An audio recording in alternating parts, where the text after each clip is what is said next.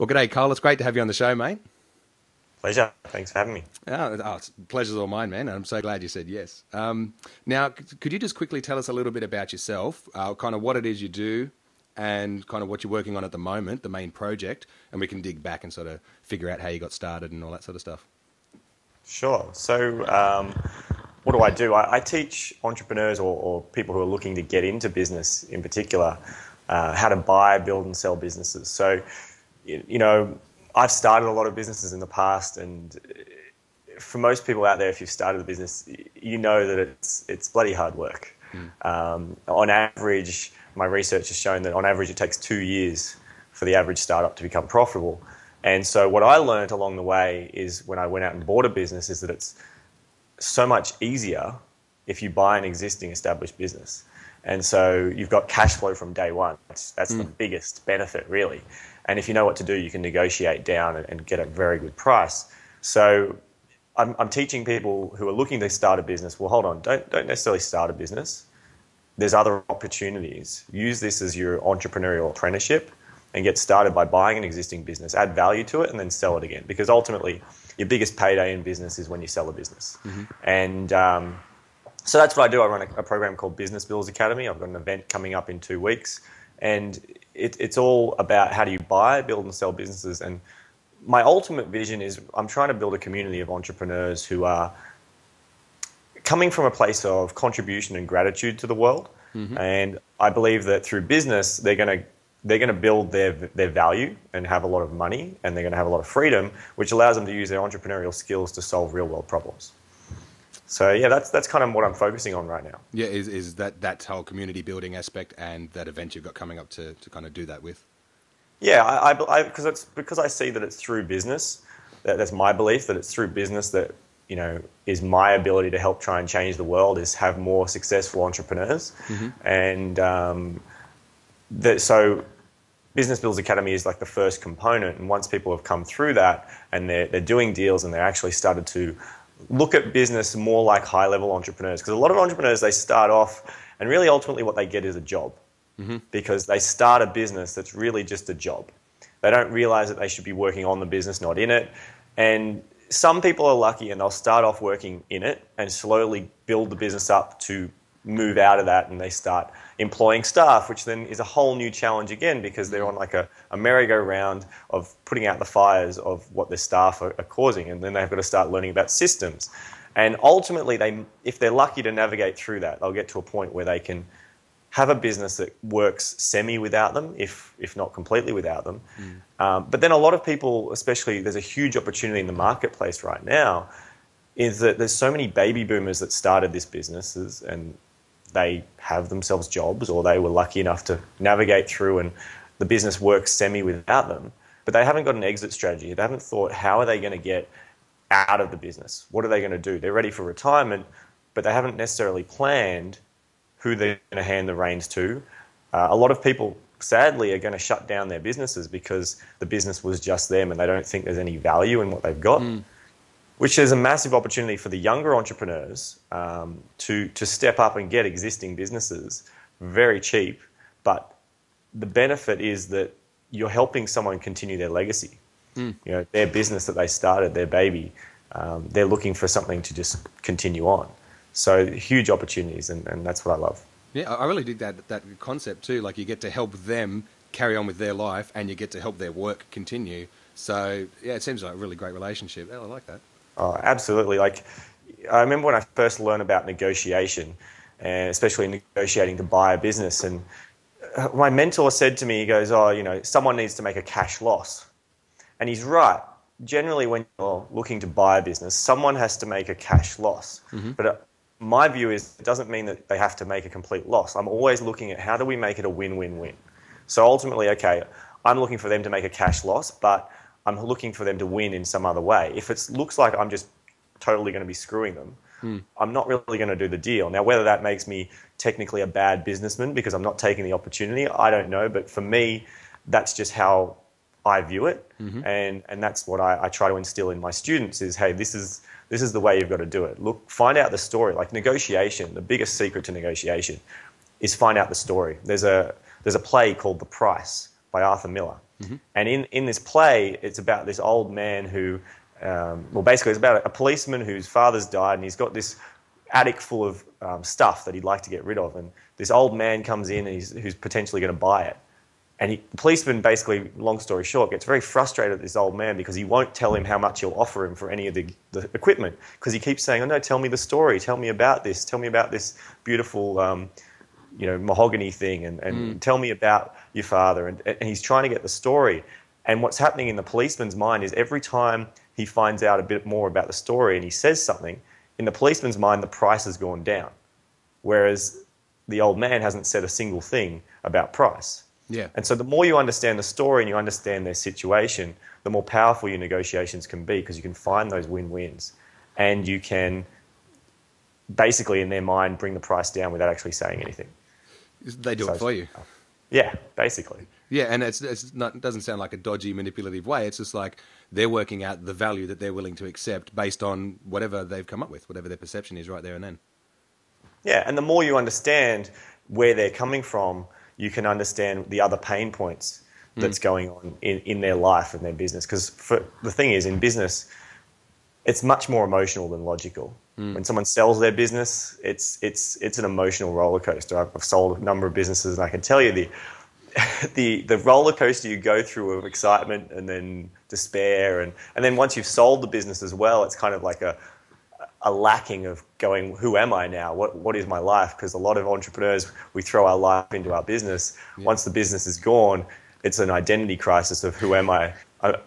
Because you were your business for so long. Yeah, I get that, man. Because I've just had come through from December, had a crushing defeat in my first business that I started. Kind of went down the toilet with the economy. So what you've just explained there, I'm totally right in that zone. It's a while ago now. I'm sort of out of it, and new things have started. But no, man, I can totally relate to that whole identity thing. It's just, it's very powerful. Like you don't realize how entwined it is with your identity, your business.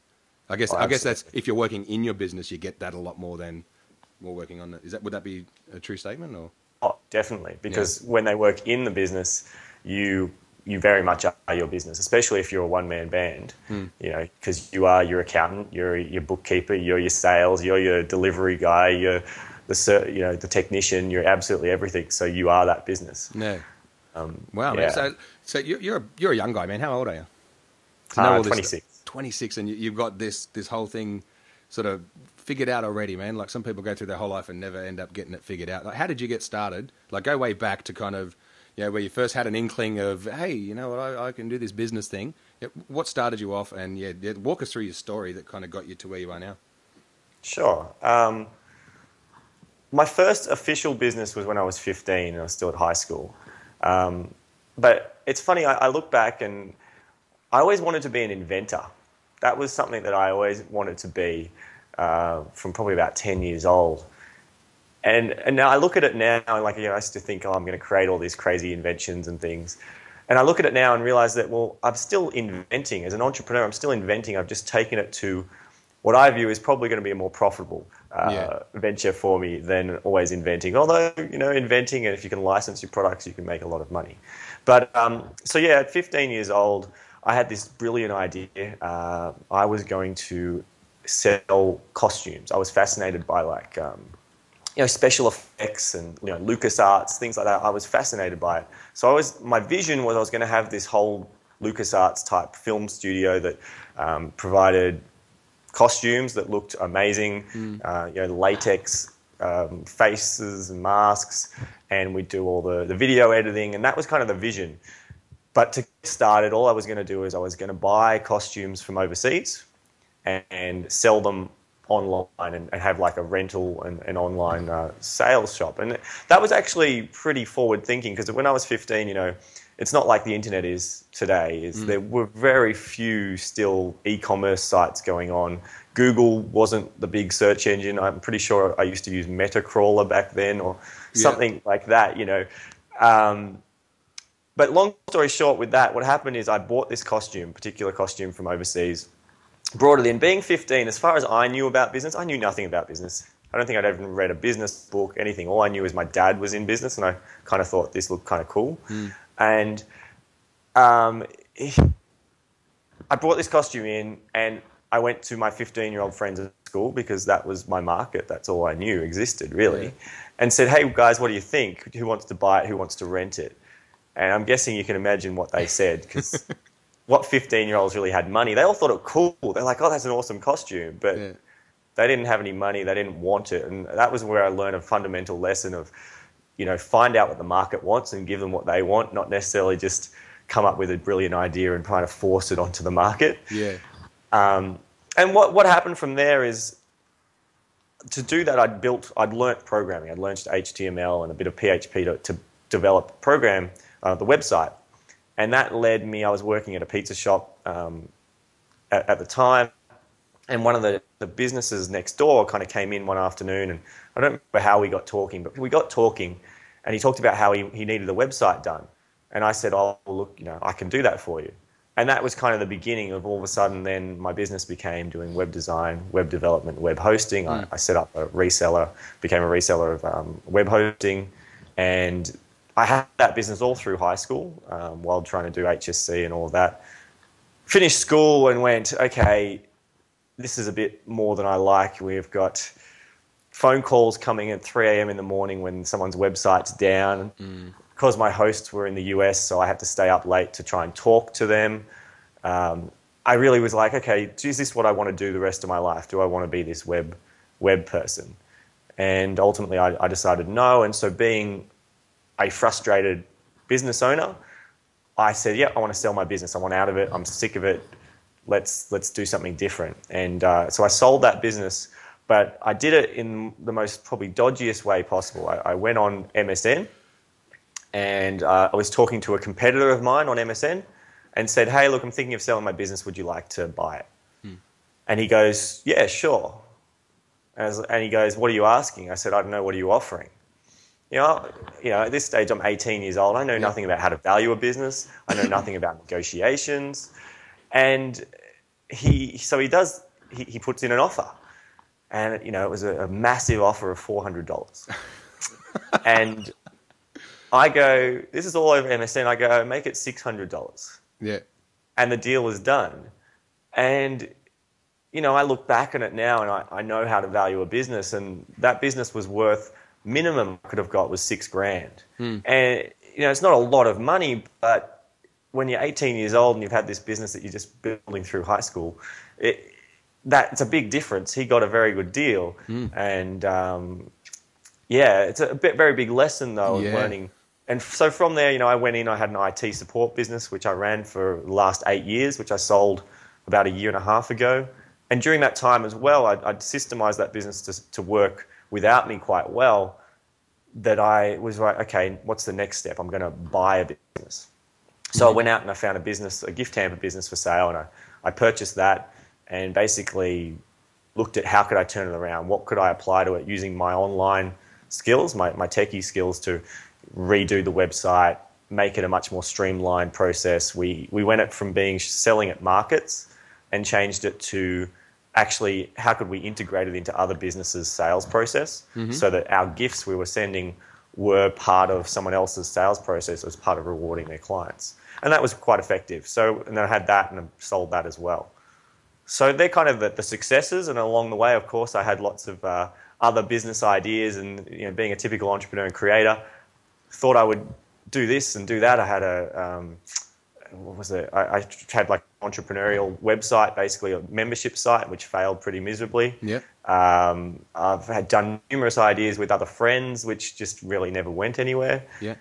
And that's where starting a business is just so much hard to get those first few customers through the door. Yes, it's exciting, but buying a business is so much easier. Yeah, sounds like it. So something was interesting there, that entrepreneurial membership site. Like, what happened there? Like, how long was that going? And there's people out there that are thinking of starting membership sites. Like, what little lessons might you sort of be able to pass on from that? Yeah, well, I mean, technically the site still exists. It's called Entrepreneur Success Club, and I have thoughts in my mind at the moment of how I will relaunch it.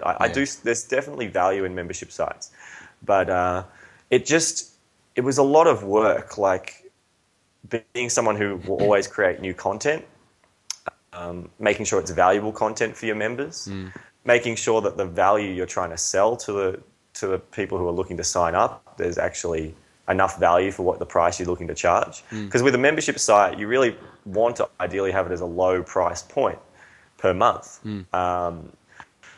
The challenge is that means to make it worth your while for the time you put in, you really need to get large numbers through. And unless you know traffic generation and all sorts of different strategies that are going to get people to the site, and that you're providing, in my opinion, you're providing enough value for free that make people realize that there's going to be value when they pay. Yep. It's a tough balance. Yeah, and then sort of juggling that with another real sort of maybe a brick and mortar business as well, and yeah, I could see it'd be very challenging because a lot of people get stuck in that doing 10 things, and yes, none of them kind of work. It seems like everyone ends up there. How did you get out of that? What kind of brought you around to go, I need to sort of strip it back and this is what I'm going to do, this one thing, or did you do that? What happened? One of the biggest lessons I took, because absolutely, and I know so many entrepreneurs, young and old, doing the same thing. So many of my friends are very doing 1,000 different things, shiny ball syndrome, entrepreneur's curse, whatever you want to call it. Yeah. And the biggest thing for me was when I had the two businesses at once, when I had Boulder Kidner and Diversity Gifts. And what happened when I had those businesses is I went from having a very successful IT business to having two mediocre businesses. Neither of them were going amazingly. Neither of them were doing badly. But because of that split focus, that I was trying to look at Diversity Gifts one day or a few hours a day, and then I was working on Boulder Kidner in IT, it was, I don't know, I saw it. I could see it in the numbers. I could see it in what was happening in the businesses, that ultimately that split focus was not helping. It was damaging. And I think that was one of the biggest realizations for me at a point where I was like, okay, split focus doesn't really work. While it's fun and exciting and it's a challenge, which is why I think entrepreneurs do it, and we get bored. For most of us, we get bored with what we're doing. We need the excitement again. And that was the biggest turning point. And then now, since selling the IT business, that was when I had my biggest identity crisis after selling the IT business, which I'd had for 8 years. Yep. It was like, okay, look, I know I'm an entrepreneur. I know I'm a business builder. I know I want to go out and buy more businesses and build them and sell them. But I realized through that point, because I wrote a book a couple of years ago, and that was kind of me just sharing what I'd learned through personal development courses, business courses. Was that Red Means Go? Is that one? Yeah, yep. Red Means Go. Yep. And that was when I kind of first realized that I love to teach. So I got to that point of going, okay, I know I love to teach, but I know I want to be in business. So then my focus thing was, okay, I could try and do 1,000 different things. I could try and just keep buying businesses, building them and selling them. I could try and just be a teacher. But I was like, well, hold on, how can I mix the two together? Which is how Business Builders Academy kind of came about. Yeah. But don't get me wrong, I tried numerous different things. I tried I'm very good at systems. So I created a product called Inbox Domination, which is all about how do you handle your email. And I tried my finger in a number of different things to really nut down on, hold on, focus back on what you're good at, what you like, what you love. Yeah. Stay focused. It's not easy. I always have to remember to stay focused. Okay. Now, just sort of moving on to kind of slightly different topic. Now, you're working with Dale Beaumont. I don't know how often that is. When he runs his events, he has like a group of mentors in specific areas. Like, what area you're helping them to be able to buy and sell businesses? Is that what you're doing with Dale as well? Well, look, so I'm a participant of Business Blueprint as well as a mentor. And my view is, how can I add value in any way? So my Inbox Domination program, which I mentioned, that is something that is available to the members of the program. Okay, yeah. But also on the mentor days, I do cover some of that because I cover a number of topics. This is the challenge as an entrepreneur. When a good entrepreneur is a generalist, which is good. I know a lot of things about a lot of stuff. But it does make it hard to focus. So I'm covering, how do you buy, sell, build and sell businesses? How could you make your business more valuable? Because people who are in Blueprint are typically already in a business. They're not looking to get into one. Okay, yeah. So, we could look at acquisitions as a growth strategy for a business. But for most businesses, it's really more, what are the things you need to do to make your business look more valuable to sell? And then I do cover marketing because, growth strategies. Once you've bought a business, you need to know how to grow it. And the quickest things to grow a business is in your marketing skills and also knowing about systemizing and pricing. Okay. So talking about marketing, like what do you do for marketing? What I guess you probably do a lot now, but sort of, the beginning stages, kind of what could you sort of pass on to the people watching this now, who are kind of maybe in that startup phase, or maybe they've just bought a business. Should they use the internet? Shouldn't they use the internet? Should they use Facebook? Shouldn't they use Facebook? Yeah, what's some advice you could sort of bring out? Yeah, it's a really good question, because the first thing that someone needs to do is they need to work out who is their customer. Who is their ideal customer?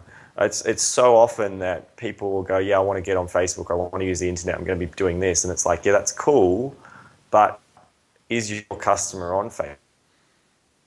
Are they buying on Facebook? Are they clicking on pages? Are they buying through a page? Like, are they doing what you're planning on wasting your time, money, and efforts on? You want to make sure it's going to be a return on investment, because that's what marketing is. Yep. My definition of marketing is the act of buying customers. That's what marketing really is. You're buying customers. Yep. And so you need to do that as profitable as possible for the highest return and the lowest cost. So know your ideal customer. Who are they? Where do they go? And not just, we've all probably read marketing books and people that talk about target market. And target market's good. It's kind of like physical descriptions of your ideal customer, but you need to go deeper and you need to start thinking about their emotional characteristics as well. You might physically describe a customer as being male and in the age group of 20 to 35, has 2 kids. There's some physical descriptions, but emotionally, for me, one of my avatars, right? That's what you call your ideal customer. Yeah. He's 26. I know that he's started numerous businesses and they've kind of failed for it. Yeah. They don't. He's not where he wants to be. Emotionally, he feels the reason he got started in business in the first place is that he was aiming to be significant. He wanted significance. He felt important as a business owner. So status and title was quite important to him. But he's realized that he needs help. And he knows that if he doesn't get out of the situation he's in, that he will disappoint his wife, and his young son's not going to be able to, not going to look up at him as a role model. And that's really important to him. So these are more emotional characteristics around what motivates them. What's the psychological reason that they do what they do? Why do they buy? Why wouldn't they buy? And when you know more about those emotional hot buttons, you can push it.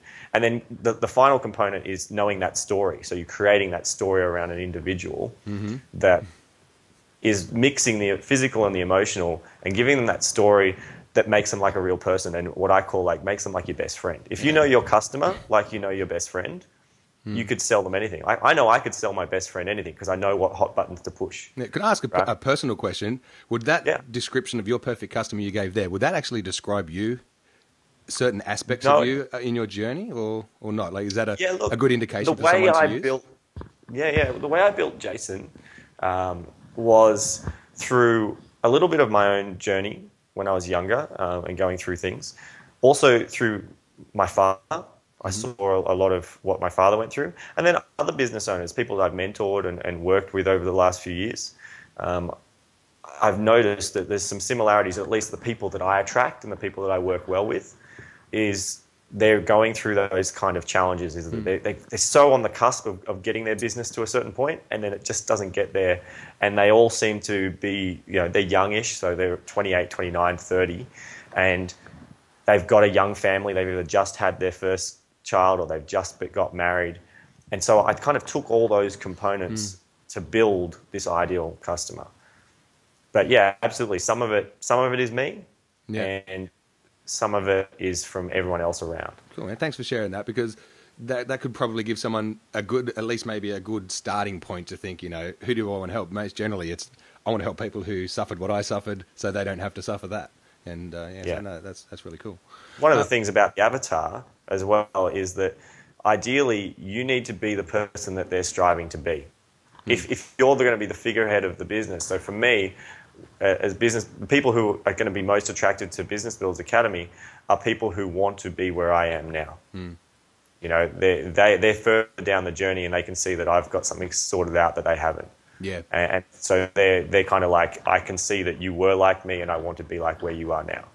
That's kind of in your business. If you're designing your ideal customer, they should strive to want whatever it is you're offering to make them more like you. Awesome, man. Yeah. Sometimes, that offer is exactly what you need right there and then, and you can just see it, and it's in that person. That offer is right there. Yeah. Awesome, dude. Now, sort of, let me think.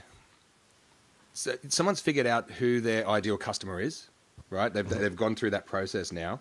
How do they figure out where to put their marketing dollars and into what categories to kind of find that guy out there who's looking for them? Yeah, how do you figure those channels out? One of the best things you can do is ask. It's a typical mistake most entrepreneurs will make is they'll make assumptions about things without actually testing and asking the market. So once you've identified, who is your ideal customer, you can part of doing that, part of your physical and emotional description should give you a better idea of where they are. Because building it out, you might go, okay, yeah, they love boats. All right, so where do people who love boats go? What sites online are they subscribed to? What industry associations do they belong to? Like, to give you an example, in my gift hamper business, one of the things that we realized is that our target, our ideal customer, was, at first we thought they were the CEOs of these big companies. We thought it was the CEO. They were the people that when they had a good meeting, they would send a nice gift. And what we realized is that, the CEOs don't really do it. It's the personal assistants, the EA, right, to the CEO. So when we realized that difference, it was like, okay, that's a very different way of targeting. One, obviously, you could do cold calling because the personal assistant is usually the one that answers the phone. So you get straight to the person you need to talk to. Yes. But also, the personal assistants and EAs, they belong to industry associations. They get little emails and things to them about learning and networking opportunities as personal assistants. They also, what else are they doing? They're booking flights. So they're probably going to websites about flights or dealing with travel agents. Who else are they dealing with? What are the other businesses that deal with the personal assistant? Because one of the quickest ways, one of your best strategies in marketing is a joint venture. It's usually the cheapest and most effective way to do anything. So it's think about who is your ideal customer and who else serves that person as a customer. And then all you need to do is try and talk to that same supplier and negotiate what's a deal you can do, how can you add value to them. It's not like, hey, connect me with a customer, it's going to be great. It's how is what you're offering going to add value to them that they'll add value to their customer.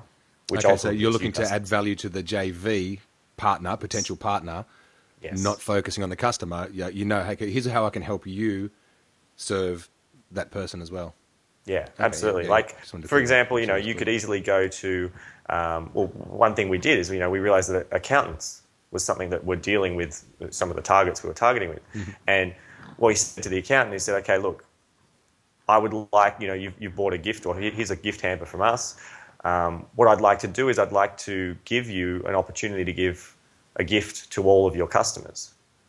And here's the letter. And basically the accountant sent a letter to the PA saying, thanks so much for doing business with us. We really appreciate what you do, how you handle all the good information. You get it sent over to us in in the quickest time possible, and you're really efficient. We appreciate that. So what we've done is we've discovered this great gift hamper business that we use all the time to reward our clients, and here's a hamper for you. What we've also done, though, is we've organised and paid for a $200 worth of hampers for you to send to clients and other people as required. So yes, that cost me a little bit of money, but what was happening is they looked like the hero because they were giving something for free, but it looked like they prepaid hundreds of dollars worth of gifts. And what they get is now they have money, which some of them will use it, some of them won't, and then it's up to us then the onus is now on us to make sure that when they do business with us that it's amazing, it's incredible, and they'll come back again and again and again. Yeah, that's awesome, man. That's a top strategy. It's just in really, it sounds like a little bit of money spent up front compared to what it would have cost to kind of get access to those customers using some other channels.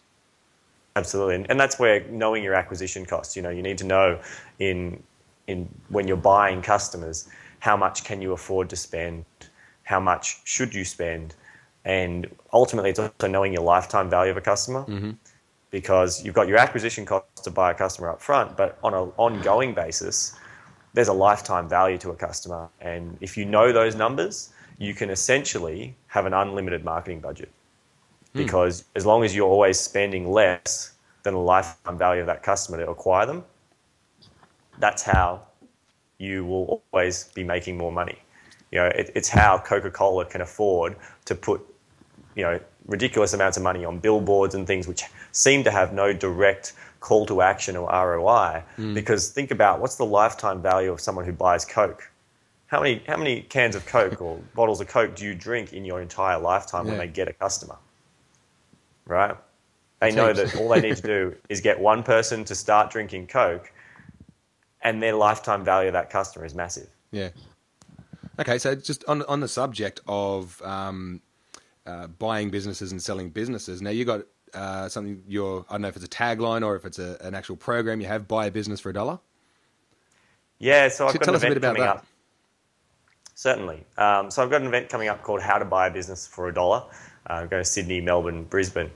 And basically it's something a lot of people, one, it's a sexy tagline. It's a lot of people are like, ooh, interest, can it be done? And it came about more from, I was having a conversation with a friend of mine, and I was telling him a bit about how there was a cafe that I was negotiating on to buy, and basically I negotiated to buy it for $1. And it was like, oh, how did you do that? And it was just a common question over the years has kind of come up. So I was like, okay, I should create a little program on this that basically is an introduction into the concept. Yep. And then ultimately there is an on-sell if you'd like to work more and learn how to do it properly. But it's an event on how do you buy a business for $1, and we talked about it. There's a huge opportunity in the market right now that businesses who are just going to shut the doors, or people that don't know what they're going to do, there are people that have got themselves in bad situations so they can't afford to pay their rent. And when you know the right questions to ask, you know how to work out if a business is worth doing a deal at that kind of price point. Okay, quickly, can you just tell us maybe a couple of those questions now, just to... Ooh, I can't don't want to let you just Sure. rush over that and disappear off into the sunset. Just maybe one or two. Well, there's some simple questions like knowing, one, you want to know are they the only person in the business? Yeah. If the business is them, it's going to make it a lot harder. Another big question that you always want to ask is, are they open to vendor finance? Now, for those that don't know what vendor finance is, it's basically where you get a loan from the person selling the business. So sometimes you might, while that cafe was literally, it was $1 down, there was no more to pay. Sometimes you can also structure to buy a business where it's like, okay, I'm going to pay you $1 now, and I'll be paying you $5,000 a month over the next 24 months to buy your business. And if you don't ask that question of whether they're open to vendor finance, you lose huge opportunity of working out whether the deal is going to be working for you. The other thing, though, is part of what I teach is before you look at buying any business, you need to have rules. You need to know what are the rules that you're looking for in a business. Like I've got rules which have developed over time. I originally had rules that I just wrote down, and then they've developed based on what I've learned and what worked for me and what didn't work. But what I have as rules and what you might have as rules to buy a business would be very different. And you need to work those out. What do you need to look for? Yours might include an industry, whereas for me, I don't care what industry the business is in, as long as it meets the other rules. And it's really important because once you know those, that kind of helps add to what are the questions you need to ask. So if yours is that they need to have 3 full-time staff, well, you need to find out how many full-time staff do you have. If it's the rent needs to be 10% or less of their turnover, you need to find out what's your rent, what's your turnover. So there's a lot of standard questions, and then you've got some much deeper questions that we kind of go into, which obviously I share and give whole checklists and stuff to my students, and I can't. Yeah, really yeah. share. Obviously, I understand that you can't do that right here, right now. But yeah, just I'm glad you gave us just like a little bit of an insight to kind of something to think about and a reason to come to the course. You know. Yeah, that's awesome, man. absolutely. And so, wrapping up, how do we find out about you? I'm going to put a link down to Red Means Go, to the book. I'm going to put links to like your Facebook page and your website. Where do we go to find out about the Buy a Business for $1 event? So it's very simple URL. It's howtobuyabusinessforadollar.com.au. Yeah. That's the simplest way to get there. And there's Sydney's pretty well full up, but Brisbane and Melbourne, there's still some seats available. Do you have some dates ready? Like what dates are they? Yeah, it's so the 19th of June in Sydney, 20th of June in Melbourne, and the 21st of June in Brisbane. So it's in about 2 weeks' time. About 2 weeks' time. Excellent. Okay. All right, dude. Well, it's been an absolute pleasure having you on the show today and digging up some of these cool little secrets. I look forward to I'm actually going to go and get that book, I think, the Red Means Go. So I'm going to put my link down there and go get it as well. And that link, guys, that'll just take you straight through to Amazon. It's my affiliate link if you decide to buy something, anything on my site. Just assume it's an affiliate link and that, you get to support the show. So, go through, get this book and learn some of this stuff and get to Carl's event. And, so just another question too. Would you be able to come back on the show at some point? Down the track, and we can discuss sort of more about sort of how those events have gone, and you can share some stories and success stories from some of your students. Absolutely, would love to. Excellent, man. Well, you make it a great day, and I'll see you next time. See ya. See you, mate.